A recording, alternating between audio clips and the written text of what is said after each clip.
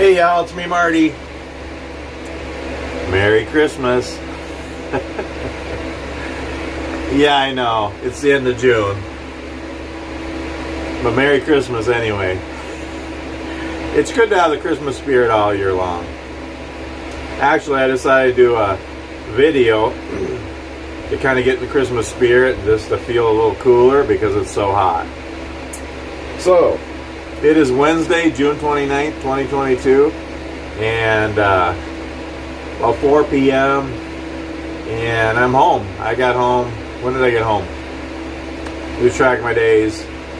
Monday, about this time Monday, I got home. So I've been home a couple days. I'll probably either go out Friday morning, or if they don't have anything going out over the holiday weekend, I'll go out Monday. So yeah, we'll see. So I'm just having time with my wife and my kids and just enjoying being home, trying to relax and rest and also do chores and stuff. It's 95 degrees today. It's pretty hot. This morning was really cool. It was really nice. So I got up early and made a little video of the birds and the chipmunk on the deck and had some time with my wife and just drank coffee on the deck and had pistachios while it was cool. It was just really nice. But now it's hot. And I got a lot of yard work and different things to do. Trim trees, trim grass, cut grass, just work around the campfire, work on my tree house, work on my bushcraft area. Just do some yard work and different things and prep some more wood and cut branches and stuff for hiking sticks and spoons and things. Not in 95 degree heats. I might actually take the canoe out a little while. I'm not sure. I want to take it out on the lake for the first time. My wife and I were going to yesterday, but it was windy. It's windy again today, but I might try. Otherwise, we might try tomorrow. Anyway, I thought I'd do a couple of little shop videos here. I haven't been in the shop lately. I know y'all like woodworking videos. And I just thought I'd get in the Christmas spirit a little bit. And I'm going to start making, today, June 29th, I'm going to start making my Christmas ornament for gifts for this year, 2022. So, what I want to make, and I made one, actually I don't have it with me right now. I made one a couple years ago. I'll show you the pattern here. So usually my Christmas ornaments are 1 dimension or 2 dimension, I don't know. You know, like my joy ornament. You know, I'll make these out of oak or cherry or maple or walnut or whatever. I love making those 1/4 inch hardwood ornaments. That's what I usually make. I think, I made a joy one this year, a different joy one, or last year. But a couple of years ago, I made an ornament, and I only made one. And this year, I'm going to make it my Christmas ornament for gifts for friends and family this year. And this is a pattern I made. Nothing fancy. I just made up the pattern. Basically, it's a 3D ornament. You cut it 2 directions. And then it comes out looking kind of round. Kind of like you made it on a lathe. Like you turned it on a lathe, but you do it on Scrollsawn.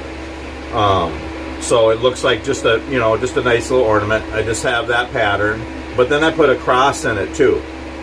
And I thought maybe it would be like an Easter ornament or something. But what I decided to do, so I got one ready to cut here. And this is out of a piece of cedar. It's about 4 inches long. This is like 1.25 inches thick, so you got to cut slow again. This is a 3D compound Scrollsaw cutting, so you got to go slow because you're cutting thick wood, even though it's soft. This is cedar, and that's the pattern. So I traced the pattern on there. And then on the other side, I usually don't put anything there, but what I'm going to try to do, I traced a star.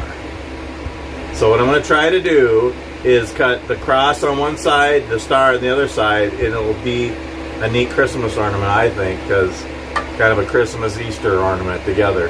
Because we got the star Bethlehem and then the cross that Jesus died on and was risen to pay for all our sins. So it'll be kind of both. I'm going to see if it works. And yeah, so this one's going to be cedar. And then I'm going to make some pine ones. I'm going to make some box elder ones, alder, cherry, mahogany, yellow birch, maple, oak, poplar, hibachi, walnut, whatever I can find. I'm going to make a variety of them. But I'm starting now because these are going to take a little more time.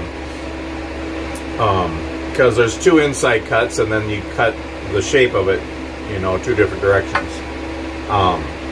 And yeah, I want to make a bunch for family and friends for this year. So I'm going to be making them throughout the year whenever I have time.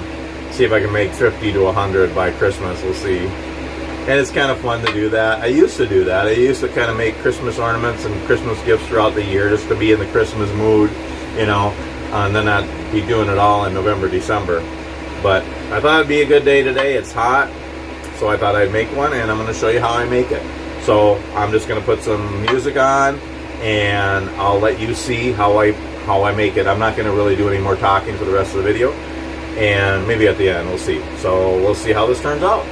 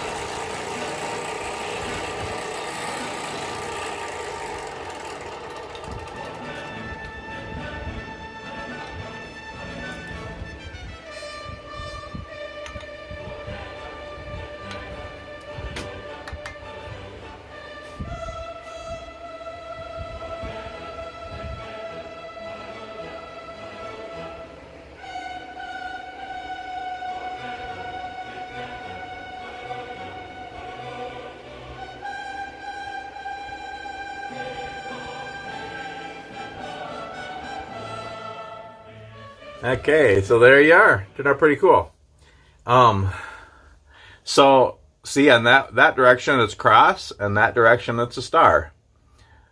And it looks like, it looks round, you know, like it was turned on a lathe, you know, but I did it on the scroll saw. And I think that's kind of cool. Now, if you look at it this way, it's still kind of square. You know, I could take and sand these edges and make it even rounder, but I think I'm just going to leave it. Because I want people to know I made it on the scroll saw. But it kind of looks like it's like a turned ornament. Kind of cool. This one's out of cedar. I'm going to do them out of all different woods. Couple things to note here, though. So that's where I cut the cross, and that's where I cut the star. I really should wear a mask, I know. On the opposite side of the cross, it's not perfect. I got to touch it up a little bit. And on the opposite side of the star, it's not perfect. I got to touch it up a little bit. But, and that, I think, was, you know, the blade was getting dull. You notice I had to change the blade. That happens. Blades break. You know, whenever you're doing 3D compound cutting, you're cutting through thick wood. And so the opposite side sometimes isn't perfect. But I'm going to touch it up and it'll look fine. And also, you probably noticed that I put tape on it. So, in general, the clear packing tape, if you put that on hardwoods on the back of it when you cut, it really helps keep the blade cool. It helps it not burn the wood.